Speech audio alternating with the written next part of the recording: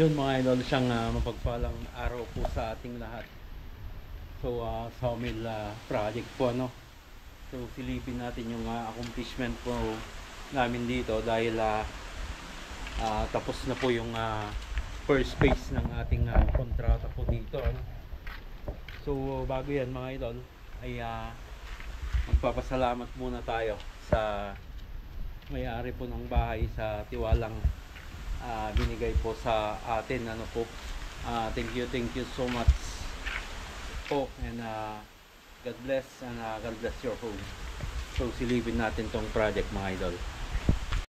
So kung susumain natin yung araw na ating paggawa dito mga idol ay may 3 linggo din po dito ano. Kasama na rin po kasi yung sa hukay nito, yung mga sa pundasyon. Ayan. So halos rough finish na po ito. Yung klaseng finish po na ganito ay rough finish na po. Ayan. So ito yung terrace. Pinabaklas na namin yung pinabaklas ko na yung scaffolding nya, yung mga tukod. Ayan. So halos 3 meters by 3 meters po dito terrace nya. Then may canopy tayo dito sa gilid.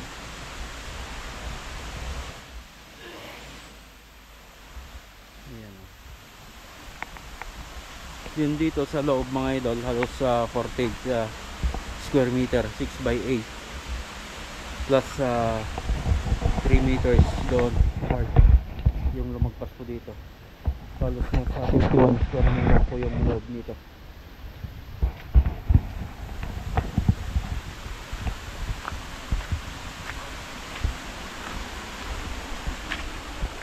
Pasok tayo sa loob. So hinarangan ito mga idol, mapasok kasi yung mga aso para hindi sila magdumi dito sa loob. Yun, no? So master's bedroom, ang sukat nito mga idol ay 3 meters by 3. Yan, room 1 250 by 3, then 250 by 3 palabas dito sa exit door ng back door, then may CR dito. So soon mga idol, sa finishing, kasama sa finishing yung ating sa lababo. Kung halimbawa tayo mag-finish dito, dito yung lababo, and then dito naman yung sa dining, and then rest is yung sa living area, and then terrace.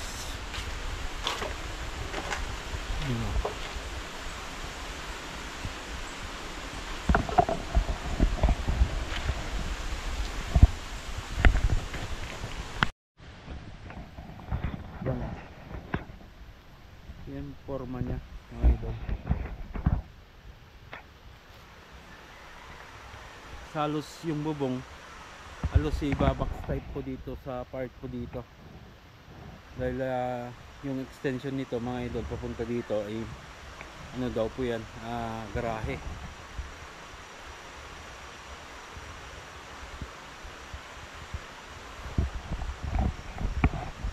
So halos sa finishing na lang, and then trusses.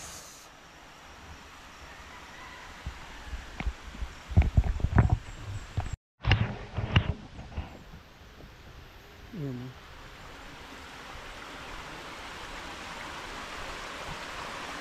So mas maaga pa sana yung accomplishment natin dito mga idol kung hindi lang yung ulan.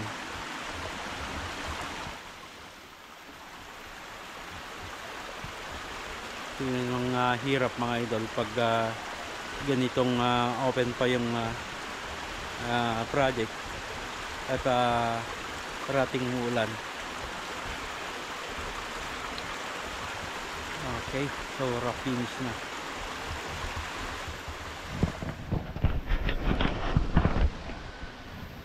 Okay, so yan mga idol yung naging accomplishment natin dito sa ating project po dito sa sawmill. Yan po yung first phase ng atong kontrata. So tapos na po ano.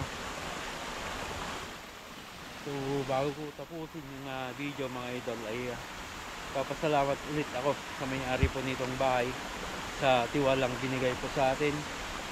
Thank you so much po. God bless po ulit and God bless your home.